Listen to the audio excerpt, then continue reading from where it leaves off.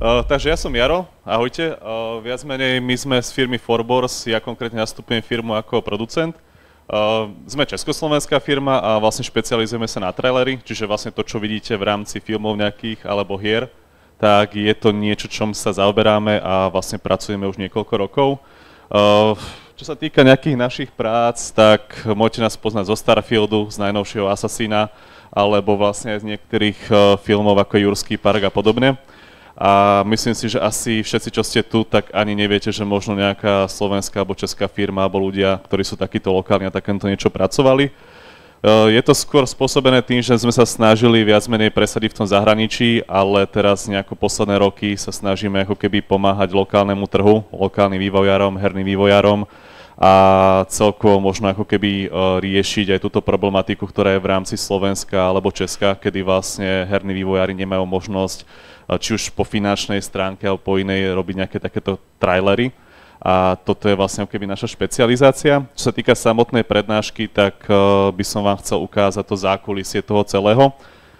Teda vlastne to, že ako sa tie trailery robia, možno ako na vás vplývajú a zároveň možno aké sú aj rozdiely. Lebo určite možno poznáte podľa seba a to je možno taká prvá otázka do pléna, že ktorý trailer vás tak zaujal naposledy? Čo ste videli, či už je to herný, alebo filmový a povedať si, že idem si to zahrať, alebo idem si to kúpiť ten film a budem do kina na ten film. Teraz posledný Doom, že? Hej, Doom bol dosť veľmi, dá sa povedať, agresívny marketing a každého zaujal ten humor, ktorý tam bol a zároveň vlastne spojenie tej rady, ktorá vlastne má už ako keby nejakú tú značku. Pre mňa osobne to bol asi Assassin, jednak kvôli tomu, že sme to aj robili, ale zároveň asi aj kvôli tomu, že tam bola taká veľká kontroverzia, že asi veľa ľudí ste zachytili, že tam boli nejaké problémy, zároveň vlastne aj sa tam spomínala tá história. A vlastne tá kontroverzia ako taká je aj niečo, čo sa vlastne schválne robí v rámci tých trailerov. Robí sa to zámerne kvôli tomu, aby sa vyvolal nejaký ošial, alebo aby sa vlastne keby zaujali aj tí ľudia, že OK, začne sa médiá o tom zaujímať, začnú o tom písať a to je práve ten zámer, ktorý vlastne aj my vytvárame. Čo je trailer, alebo respektíve nejaká podstata týchto trailerov, tak vlastne herný trailer slúži na to, aby vlastne nejako odprezentoval ten daný produkt, alebo vlastne slúži aj na to, že aby nejaký investor mal napríklad záujem zainvestovať do tej hry, alebo prípadne verejnosť, keďže sú nejaké kickstartery alebo štartovače a podobné veci. No a čo sa týka nejakej štruktúry, tak možno si to nejako neuvedomujete, ale ako keď napríklad píšete nejakú správu alebo keď ste písali bakárku, diplomovú prácu a podobne, tak to má tiež nejakú následnosť a podobne to funguje v rámci trailerov.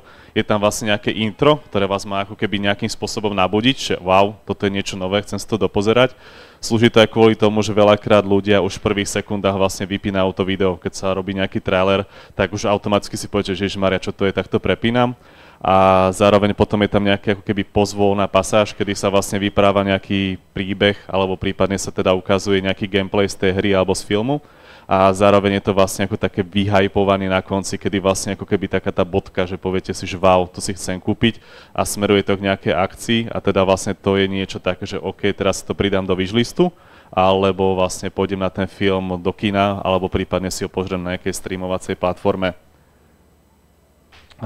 Ako boli vlastne tie tri úlohy, tak spočíva to vlastne k tomu, aby sme teda pritiahli nejakých tých ľudí a aby sa vlastne budovala tá značka tej hry a zároveň vlastne zanechať nejakú emóciu. Čiže to možno poznáte podľa seba, že keď ste hrali nejakú hru, tak buď vás to nahypoval, že aha, idem si to zahrať, alebo keď je to nejaký film, tak to zanechalo nejakú emóciu, či už je to nejaká komédia alebo nejaký horor a podobne, takže podobne to funguje v rámci trailerov.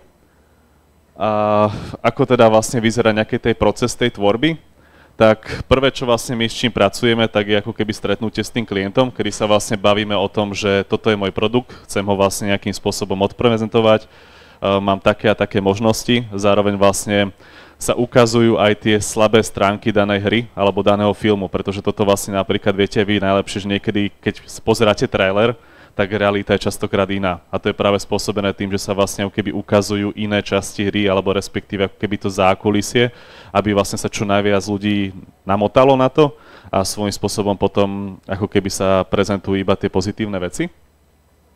Je tam potom nejaký ten brainstorming, kedy vlastne my už ako tým sa zaujímame o to, že OK, teda budeme to robiť tak a tak, rozdelí sa práca medzi ten tým ľudí, lebo vlastne náš tým pozostáva z nejakých, dá sa povedať, ľudí, ktorí tvoria hudbu, robia nejaký zvuk, zároveň sú tam strihači a zároveň sú tam aj animátori, ktorí vlastne programujú ako keby tie dané scény v rámci trailerov, alebo sa vlastne ešte v rámci špeciálnych efektov upravujú aj filmy.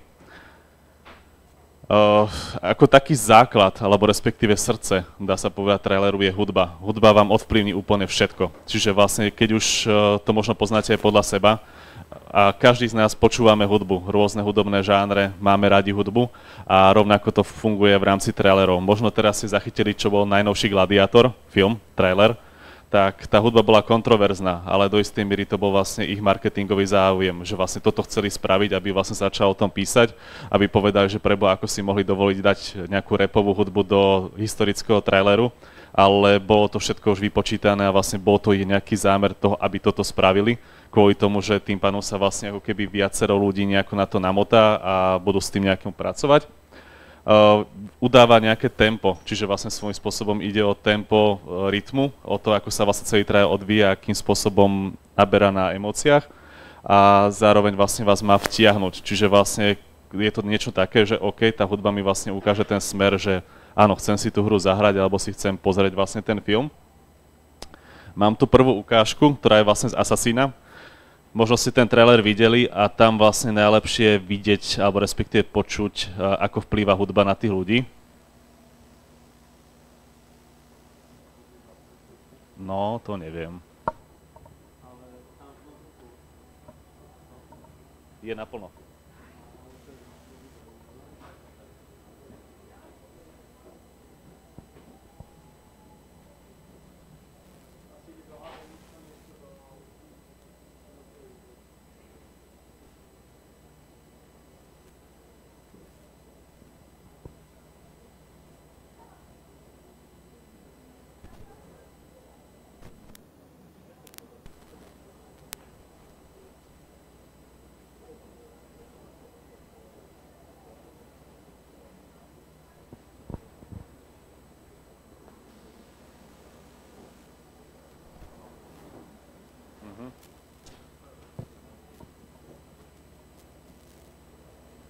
Skúsim to teraz ešte. Tak nevadí.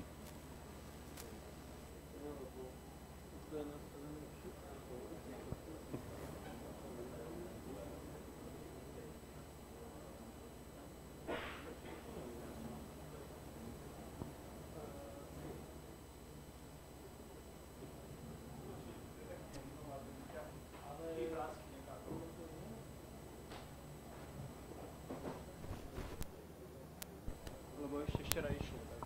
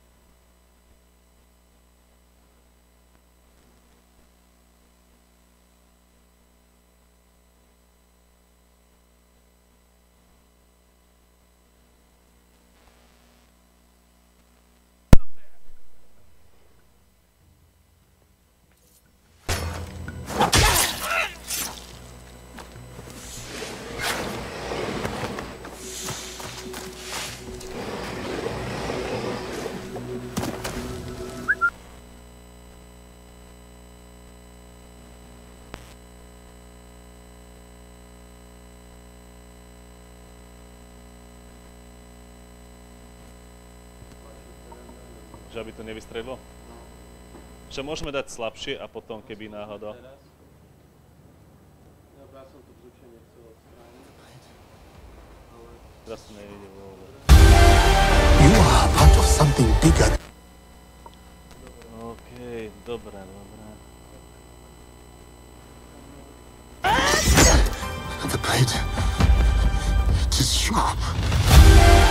You are part of something bigger than this war. Our fates are connected. We have all seen darkness. Some have been that darkness. Because you believe in my cause, we have come together, despite it all. To bring change, to bring light.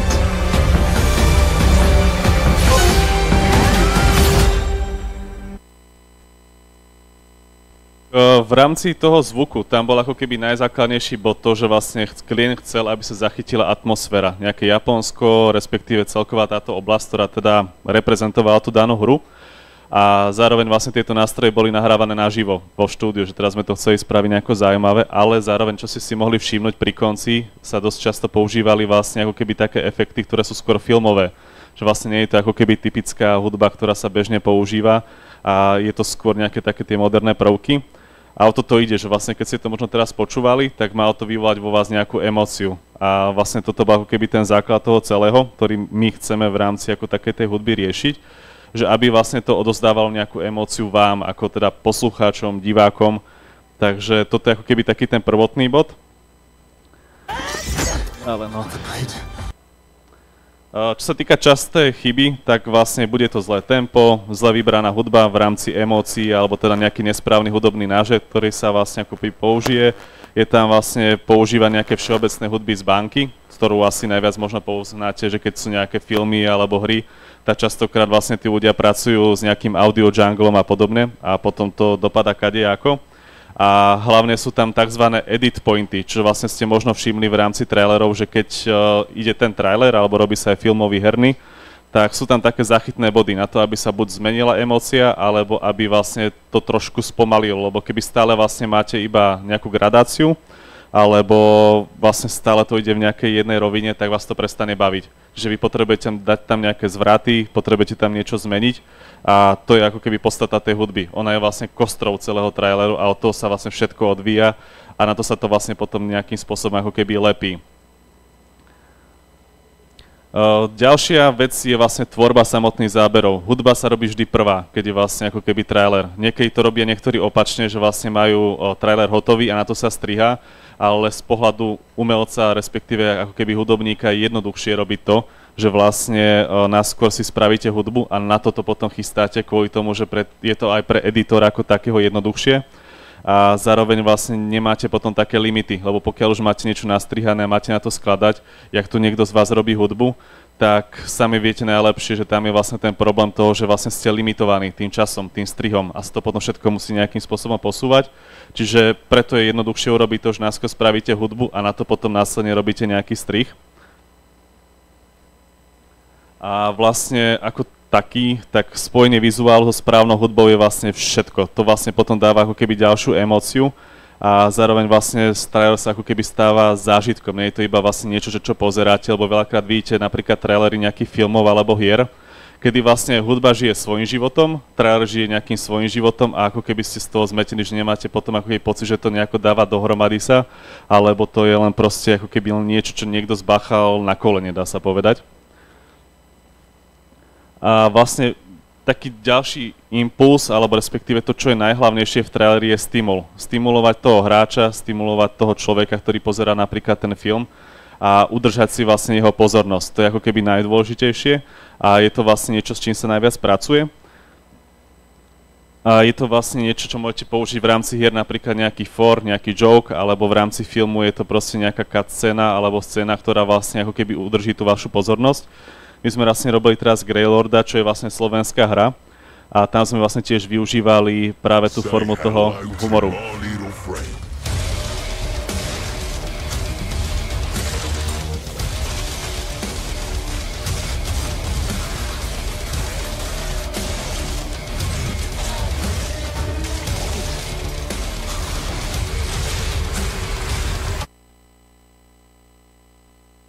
taká najdôležitejšia vec, to ak ste si mohli všimnúť na začiatku, ako ten trailer bol dlhší, ale tým, že nemáme nejaký časový rozsah, tak začalo to nejakým introm a následne vlastne sa tam pridala nejaká humorná scéna, že vlastne tam pozdravil vlastne toho nepriateľa s tou zbraňou a následne potom išlo vlastne ako keby prepojenie práve tej hudby s tými zbraňami. Čiže vlastne automaticky ako ide hudba, tak išla nejaká streľba, do toho išli nejaké zvuky a podobne. Toto je vlastne tiež ako keby taký jeden z hlavných aspektov, kedy sa vytvárajú tie trailere, či už v rámci filmu alebo hier, aby vlastne tá hudba išla konštantne priamo aj s tým zvukom a zároveň vlastne s tými scénami, ktoré tam sú. Lebo toto niekedy častokrát býva problémom, že keď, ja neviem, vidíte nejaký trailer, tak automaticky chcete ako keby mať z toho nejaký zážitok a práve vy tam máte nejaký pocit toho, že niečo tam nesedí a práve toto býva ten najväčší problém, ktorý vlastne majú či už herní vývojári alebo filmoví, že vlastne keď robia nejaký takýto trailer alebo uputávku, tak není proste nejakým spôsobom zaujímavá. A toto sú vlastne ako keby tie základné chyby. Je tam napríklad nejaký nedostatok jasných záchytných bodov, to sú vlastne tie strihy, kedy vlastne záchytný bod máme v rámci hry napríklad nejaký gameplay, zároveň je tam nejaký story, čiže hovorí sa tam nejaký príbeh a potom vlastne je tam nejaký jasný odkaz, ktorý vlastne chcete tomu hráčovi dať, že OK, pridaj si ma do wishlistu, kúp si ma, alebo vlastne chod na tú a na tú stránku, kde nájdeš viac informácií. A častokrát väčšinou tie herné spoločnosti ako keby robia to, že uzatvoria vlastne ten trailer tým, že OK, koniec videa a vlastne ten hráč ostane, dá sa povedať, v nejakej emócii a nevie, že čo má robiť ďalej. A rovnako to robia aj v rámci filmov, že vlastne máte nejaký film, kde máte nejaký trailer a na konci vlastne toho traileru častokrát neviete, čo ďalej, že či to bude v kinách, alebo to bude vlastne mať nejakú premiéru a podobne. Takže toto vlastne jeden z tých problémov, ktorý tam je. A zároveň je tam napríklad ignorovanie gameplayu. Neviem, určite si tu hráči a častokrát niekedy vidíte trailer, kde vlastne nie ani štipka gameplayu a vlastne skôr si myslím, že väčšina z vás sa rozhodne na základe toho, že keď máte jasný nejaký gameplay, že OK, vidím, ako tá hra vyzerá a chcem vidieť, ako sa hrá, ale veľakrát sa stretávame s tým, že vlastne keď aj riešime napríklad s klientom nejaké problémy, ktoré má v rámci hry, tak totálna absencia gameplayu, že vlastne ukáže tam drahé animácie, ktoré spraví, ale vlastne ani štipku gameplayu a potom sa čuduje, že a prečo vlastne nemám žiadny dosah ako keby v rámci toho videa alebo respektíve traileru, lebo je to jeden z týchto problémov. Je rozdiel, keď máte napríklad Assassina alebo niečo iné, kde proste sú miliardové rozpočty, že jeden deň vydám video, ktoré je nejaké story, na druhý deň tam proste spravím video, ktoré je gameplayové, ale keď je to nejaký malý indie vývojár a vlastne všetky peniaze investuje do toho, aby to pekne vyzeralo, ale nie je tam ten gameplay, tak automaticky si sám sebe robí vlastne zle. A podobne to je niekedy aj s filmami, že vlastne keď tam v tom traileri nie je niečo ukázané, čo by malo ako keby toho diváka, dá sa povedať, nejako prikotviť, alebo respektíve malo by mu ukázať, že OK, že prečo mám ísť do toho kina. A vo filmoch to väčšinou býva o zvraty, že vlastne treba vytvoriť nejakú otázku v rámci toho diváka, že OK, čo to je, alebo respektíve aký je ten dej, alebo dá sa povedať nejakým spôsobom prekvapiť. A dokonca, keď sa strihajú filmy, tak je v tom ešte jeden rozdiel oproti hrám, že väčšinou nikdy nevidíme ten film. Tým pádom sme úplne nezávislé osoby, ktoré vlastne nemajú žiaden názor na to, nevedia ani, že ktoré sú hlavné postavy, nevieme ani, že čítame nejaký spoiler alebo podobne. Jedine, čo nám oni povedia, tak vlastne toto sú zábery, ktoré máte k dispozícii.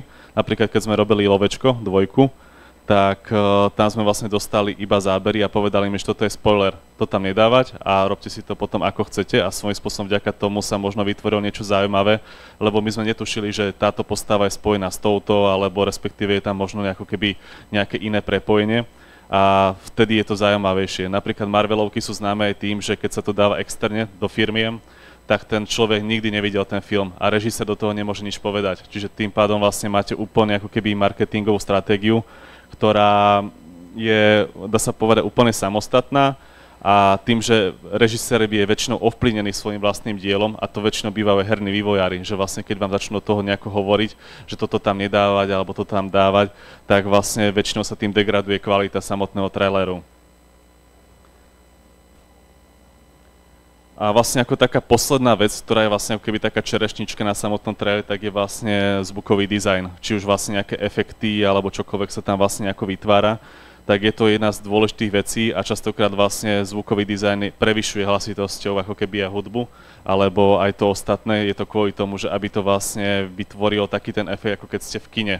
a je to v rámci herných trailerov aj filmových, že vlastne vždy ten zvukový dizajn sa robí na konci, kedy už vlastne máte ako keby nastrihaný trailer, máte tam aj tú hudbu vytvorenú a potom sa to vlastne na konci prejde vlastne týmto zvukovým dizajnom, kde vlastne väčšina, ako som spomínal vtedy, tie veci, tak zvuk je väčšinou úplne odlišný od toho, ako je reálne v tom filme alebo v tej hre.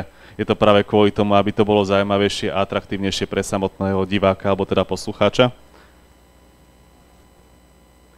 A na konci vlastne potom vytvára sa ako keby taká symbióza, celé vlastne prepojenie, kedy vlastne je to nejaký ten kľúč k tomu zaujatiu. A tiež tam mám vlastne ukážku potom z Animateu, ktorý je ako keby tiež taká posledná hra, ktorá momentálne je slovenská, momentálne tu asi nie sú, ale dá sa povedať, že sú budú nejakí určití nástupcovia Pokémonov. A tuto vlastne sa práve riešilo to, že najviac sme sa dali dôraz na ten sound design a potom popri tom išla nejaká hudba, ktorú oni ako keby tvoria ako tematickú.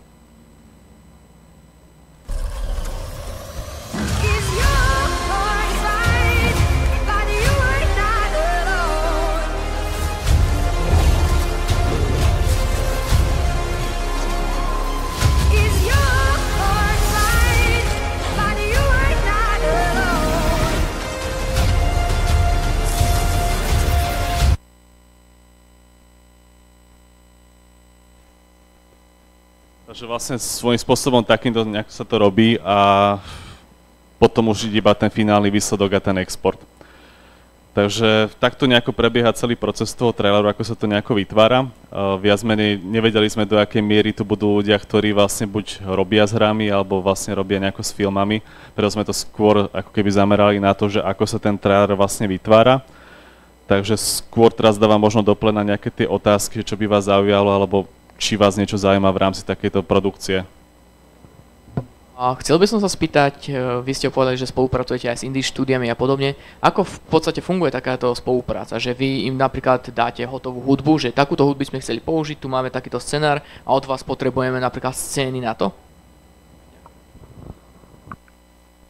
Jednoduchý príklad je Grindstone. Teraz tam bola tá hra Die by the Blade. Oni sú vlastne tuto teraz aj vzadu v indie stánku. A s nimi sme vlastne riešili to, že vlastne potrebovali nejaký trailer na to, aby sa vlastne oficiálne otvorila táto hra.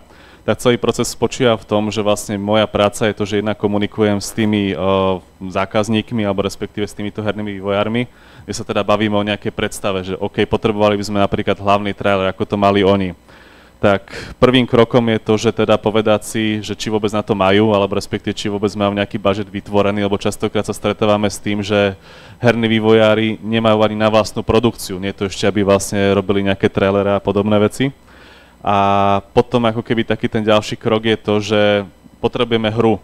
Vlastne možno aj toto je tá odlišnosť oproti filmu, že vlastne my tú hru potrebujeme hrať, nactiť to nejakým spôsobom, že áno, oni nám poskytnú nejakú informáciu, že hra je o tomto a chceli by sme prezentovať napríklad takéto veci, ale my si vlastne tie zábery aj nahrávame, čiže vlastne tuto je tiež nejaká taká vec toho, že potrebujeme mať ako keby predstavu o tom, že aké sú tam mechaniky a že čo by mohlo zaujímavo vyzerať v rámci toho, čiže vlastne dobre, tuto sú nejaké zábery, je tam nejaké prostredie, sú tam napríklad, toto bola konkrétne samurajská hra, čiže áno, sú tam nejaké meče, sú tam nejaké vlastne komba a podobné veci, ktoré vlastne by mohli byť celkom zaujímavé aj pre toho hráča.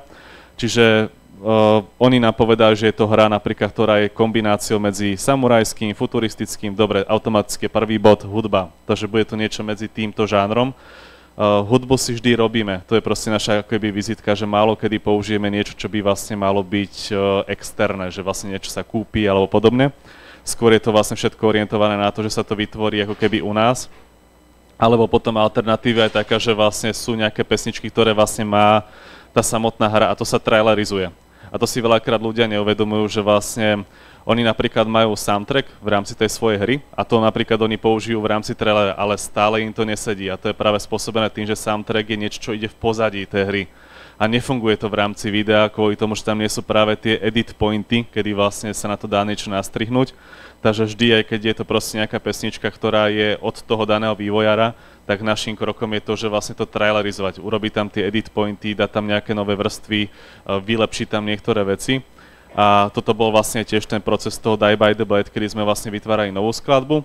a potom vlastne začneme teda strihať, nachystáme nejaké veci, odkonzultujeme to s klientom, že máme teda prvú verziu takú a takú a oni nám potom dajú naspäť spätnú väzbu, že teda chceli by sme toto zmeniť alebo tak a potom sa to iba finalizuje. Tiež ono záleží aj na tom, že na aké platformy to napríklad pôjde, lebo akože povedzme si otvorený YouTubečko je jedna platforma, ale teraz vlastne vidíme, že aj TikTok ide, čiže vlastne riešia sa napríklad shortcuty, ktoré sú pre sociálne siete. A to tiež sa zase úplne inak robí kvôli tomu, že to je 15 sekúnd, ktoré potrebujeme natlačiť do nejakého traileru. Ale je to vlastne individuálne. Ako indie vývojári sú veľmi špecifickí, malý rozpočet a veľká muzika. Takže vždy to musíme do istej miery ako keby nejakým spôsobom látať, tak aby vlastne aj on mal tú možnosť toho, že získať takýto trailer. Ale máme akože väčšinou dobré skúsenosti s tým, že väčšinou to nechajú na nás. Najhoršie napríklad bolo, že keď sa riešil Assassin, tak sme to riešili pol roka. Proste stále zmeny. Toto prehodiť, jeden tón tam, hento zmeniť, tamto zmeniť. A toto bolo proste niekedy ubíjajúce. A potom najlepšie bolo na konci po pol roku, keď povedali, že vraciame sa k tej prvej verzii, čo ste spravili. Takže ako aj takéto veci sa dejú a je to vlastne do istej miery boj, lebo napríklad toto je taká zaujímavosť, že keď robíte pre nejakú firmu priamo, tak je to jednoduchšie, ale keď sa robí napríklad Assassin alebo nejaké také projekty, ako bol Starfield, tak je to vlastne konkurs. Vy vlastne idete ako keby do boja s ďalšími takýmito spoločnosťami, ako sme my, a oni si povedia, že chceme tohto. A vy vlastne robíte napríklad mesiac na niečom, čo vlastne nikdy nemusí výjsť. A takýmto spôsobom napríklad teraz sme sa dostali do toho, že robili sme Mortal Kombat, riešil sa nový Minecraft film, ale my netušíme, či to vyjde. To proste je milión vecí, ktoré vlastne sú rozhodené a buď to klapne, alebo nie. Preto vlastne je možno jednoduchšia vec byť priamo spojený s nejakým takýmto herným výberom, ktorý není až taký veľký, ale máte tam tú garanciu toho, že vám to vlastne potom vyjde. Čiže je to trošku odlišné a vlastne veľa ľudí si to možno neuvedomuje, napríklad aj Marvelovky, keď sa robia, oni to rozhodia medzi aj 200 spoločností. A nemusí výjsť ani jedno, lebo si povedia, že ani jedno nechceme, alebo to zatvoríme. A toto sa bežne deje. Ale potom zase, keď to napríklad vyjde, tak akože je to zase o niečom inom. Takže asi tak, no.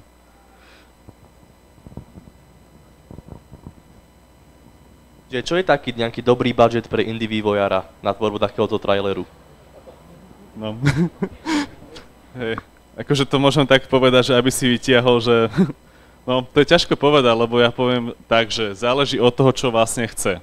Lebo pokiaľ napríklad chce trailer, ale že chce iba nastrihať to a hudbu má, tak je to rozdielne, ale ja hovorím, že taký ideálny budget je, že keď má aspoň 10 000 na to. A to je také, že to si povedzme otvorené, že asi málo kto má. Akože nám to väčšinou vlátajú, že proste nejakým spôsobom sa vieme dohodnúť.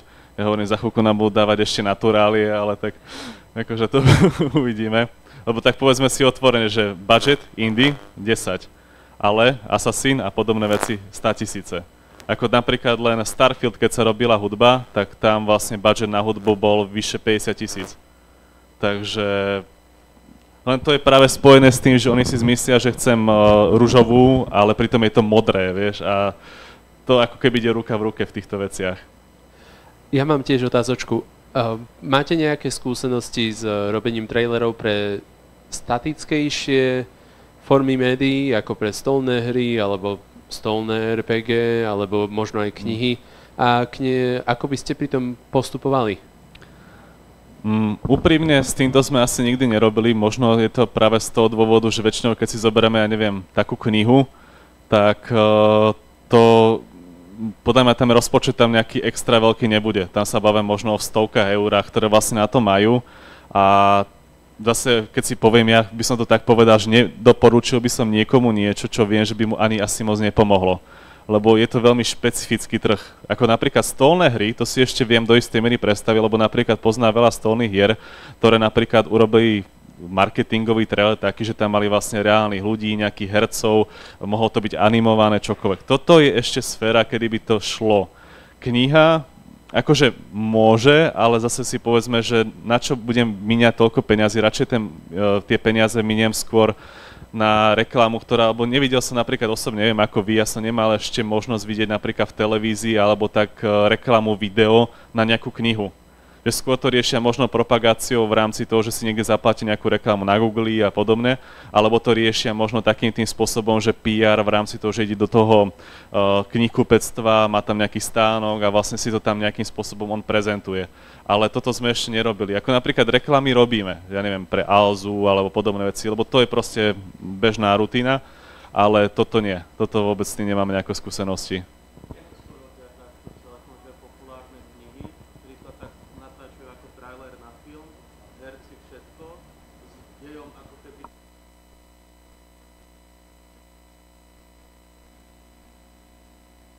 Väčšinou robia reklamné agentúry, lebo toto je zase problém, že jedna vec je my, že my sme trailer house, ale potom sú reklamné agentúry, ktoré väčšinou si to riešia ako keby vo svojom tom, lebo tam vlastne je v tom balíčku také, že nemám len ten trailer, ale že ja sa zabezpečím aj to, že viem ti to pretlačiť, viem ti to dostať do takých a takých médií.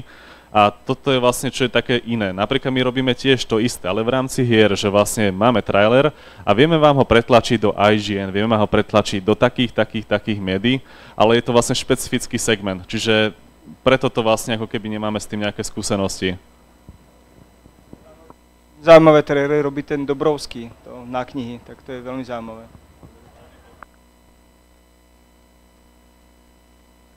Ešte nejaké otázky?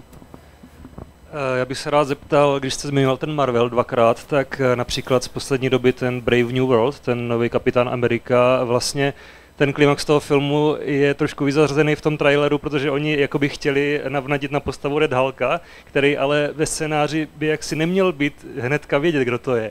Takže mě zajímá z vašeho pohledu, jako čím to je, jestli to přepálil ten marketing, nebo co se tam vlastně jakoby stalo. Ono to je ťažko povedať, lebo častokrát aj teraz, keď bol napríklad Black Widow, ešte dávno, akože tie prvé Marvelovky, tak reálne scény, ktoré boli v rámci traileru, nikdy neboli vlastne v rámci filmu, že to bolo ako keby pretočené, lebo trailery sa častokrát robia ešte keď ani film pomaly sa netočí. Čiže svojím spôsobom oni možno ani nevedeli ešte, akože ťažko povedať, že keď sa to vlastne toto celé pripravovalo, či s tým budú počítať, alebo či to tam dajú, nedajú. A ako s ľuďmi to je ťažko, lebo povedzme si otvorene, že čo sme v tejto miestnosti, každý máme z nejaké preferencie, či už v rámci nákupu, alebo v rámci filmov, hudby a podobne. A možno oni robili nejaký prieskum, že OK, keby tam dáme takúto postavu. A ja už mám niekedy taký pocit, že Marvel začal v poslednej dobe kopať, že proste už vidia, že to ide do kytek, tak teraz zrazu, že ako to zachránime. Tam možno práve chceli prilákať viacej ľudí do kina s tým, že takáto postava sa tam nejakým spôsobom objaví. A vedia to takto robiť, že aj teraz napríklad, čo bol ten nový Avengers, čo sa teraz asi si zachytili, tak tiež tam teraz mali vlastne ako keby livestream s tým, že predstavovali tie postavy, ktoré tam budú, lebo už proste hľadajú hociakú cestu k tomu, aby tam proste tí ľudí dotiahli do toho kina. A toto vlastne možno je tiež taká zaujímavosť toho marketingu, že vlastne keď si dáte napríklad Netflix, 12 € mesačne, idete do kina, 12 € za lístok na osobu. A teraz vlastne veľa ľudí už v poslednej dobe nechodí do kin. Ale napríklad je taká zaujímavosť, že keď máte streamovaciu službu a máte tam napríklad film, tak vy dostávate iba odrobinky z toho. Vlastne reálne by vám to malo zaplatiť práve to kino. Že keď ste vlastne ten tvorca toho filmu, a to ešte nehovorím, že koľko peniazí ide do marketingu, zaplatiť hercov, zaplatiť štáb a tak ďalej. Čiže sme sa dostali do takej zvláštnej patovej situácie, kedy vlastne herný priemysel ťahá za silnejšiu niť ako filmový. Čiže filmový už podľa mňa ako keby hľadá hociaké cesty tomu, aby tých ľudí dostal do toho kina, alebo aby bol zaujímavejší pre nich.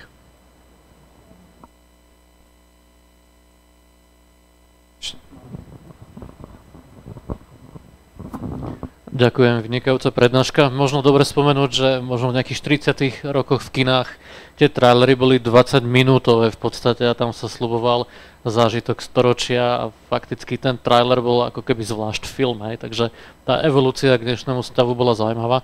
Mňa by skôr zaujímala vaša taká skúsenosť s hernými vývojármi. Predsa len, keď dostanete zábery z filmu, tak to už je hotový materiál, s ktorým pracujete.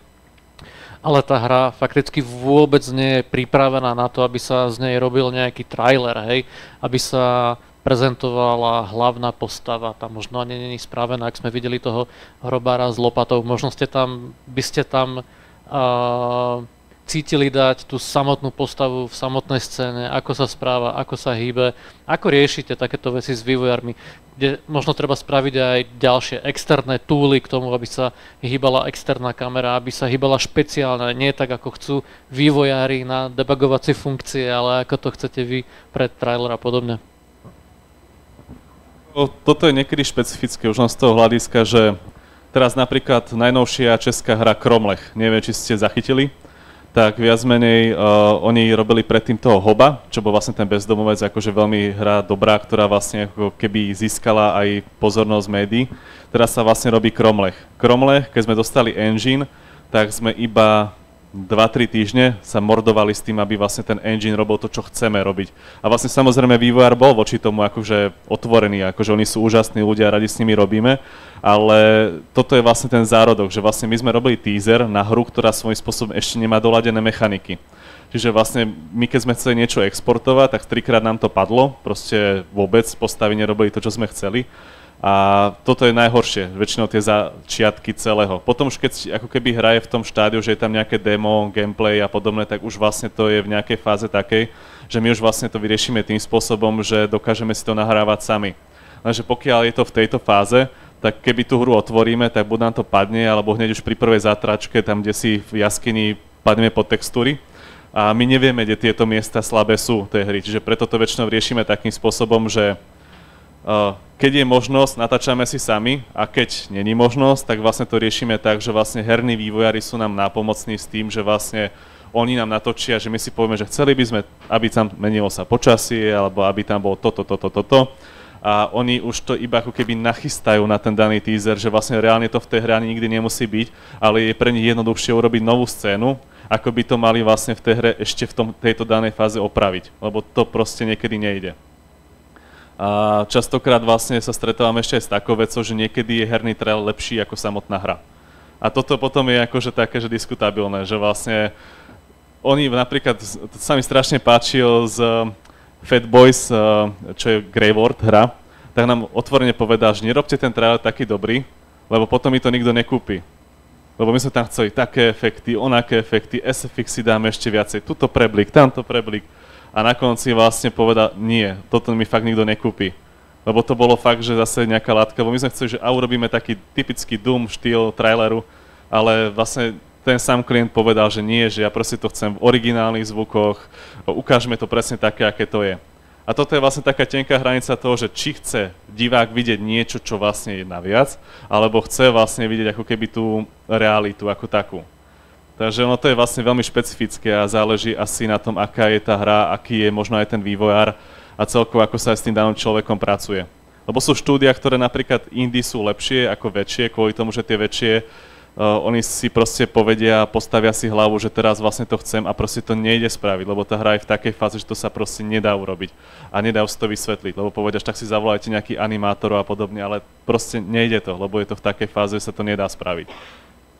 Takže tak. A ešte otázka, videli sme tam ukážku z tých pseudo-pokémonoch, čo sa tiež vyvíjajú tu vlastne lokálne.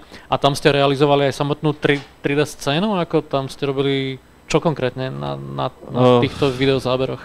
Toto konkrétne sme vlastne mali za úlohou to, že vlastne oni čo mali herný trailer, tak my sme povedali, že není na takej úrovni, ako by vlastne mohol byť, že sa to dá spraviť lepšie. Tak my sme vlastne zobrali tie zábery, ktoré oni mali, oni urobili aj tie animácie. Pôvodne ich trailer mal vyše 3,5 minúty, čiže proste na bežného hráča je to proste veľmi ťažké na pozeranie, že keď je tam toho veľmi veľa. A sme to teda nejakým spôsobom prestrihali a dali sme tam vlastne novú hudbu, lebo pôvodne tam bola taká popová pesnička, čo som si povedal, že to není trailerovo moc vhodné, takže sme to prerobili, dali sme tam nové zvuky a snažili sme to trošku tú látku nejako zvýšiť. Ale s nimi konkrétne teraz budeme robiť a tam ideme robiť všetko. Vlastný tím, animátori, všetko a proste riadiť si to podľa toho, ako to potrebujeme v danom momente mať my. Lebo tuto bol problém, že my by sme si predstavovali mať nejakú inú scénu alebo trošku inak to spraviť. Ale z časového hľadiska ani z takého celkového toho hľadiska možno rozpočtu a ľudí, ktorí tam sú, to nebolo možné. Super, ďakujem. Ešte nejaká otázka? Ešte by som sa chcel spýtať a priamo ako keby napojiť na túto otázku, ktorá tu už znela. Vy ste teda spomínali, že už pracujete aj priamo v enginoch, to znamená, že vo vašom týme sú aj ľudia, ktorí priamo ako keby, že nie sú že úplne že herní tvorcovia, ale vedia ovládať dynamicky proste nejaké enginy, ktoré ku nim prídu, Unity, Unreal a teda.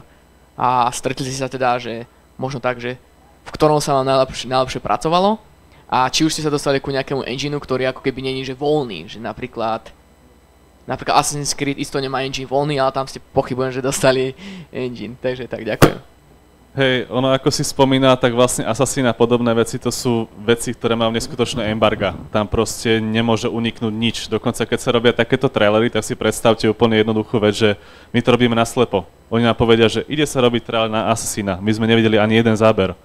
Proste, lebo to je zakázané. Oni ti vlastne povedia, že máš robiť na niečo, čo si máš predstaviť, vizualizovať taký záber, ale ty si to nikdy nevidel. Čiže je to také trošku náročné, ale čo sa týka engineov, tak vlastne u nás robia ľudia, ktorí sa špecializujú, že sú tu editory, ale potom sú vlastne editory, ktoré zároveň vlastne poznajú enginy. Väčšinou robíme v Unreali, zlatý Unreal, a potom je tam zase tiež ešte iné veci, ktoré sú zase v iných veciach, ale tak poviem, že čo sa týka engineov, pokiaľ je tam možnosť toho, že ten človek to dobre spraví v tej hre, veľakrát sú nejaké ešte moduly, ktoré sa dajú dokúpiť, alebo to vlastne riešia. Napríklad, jak sú tu niektorí zvukári, tak v našom týme je človek, čo robil celého Stalkera 2. A on robil celý sound design a tam je ten V-Vice, možno ste to niekedy zachytili a podobne. A to je že taká úžasná vec, ktorá proste si naprogramujete zvuky a ono si to proste vie dopracovať samo, že jednoducho naozaj to funguje veľmi dobre, efektívne a automaticky väčšinou sa snažíme riešiť to, že keď už niekto chce, aby sme robili teda capturing, tak dokonca samotný capturing je niekedy drahší ako samotný edit, hudba. Lebo ten človek sa tú hru musí naučiť hrať, to je asi najdôležitejšie, aby vlastne v tom vyzeral ako boh. Čiže väčšinou každý hráč chce vidieť, že keď pozerá teda, že áno, to budem ja, keď si teraz zahrám ten Doom a všetkých tam rozstrieľam, ale na to treba aspoň mesiac. A veľakrát sú tie hry v takom stave, že aj keď máte aj 2 mesiace, aj tak nebudete to vedieť hrať, pretože tá hra nemá tú kvalitu takú a neviete, čo tam potom vo svojej podstate dať. Takže je to väčšinou také individuálne, ale ako hovorím, najradšej robíme v Unreali a keď už tak akože dokážeme robiť aj v iných, ale tak hovorím, že musíme sa prispôsobiť. To je také isté, ako niekto, keď robí hudbu a má radšej FL, Cubase a podobné veci, tak je to niečo na tento podobný spôsob.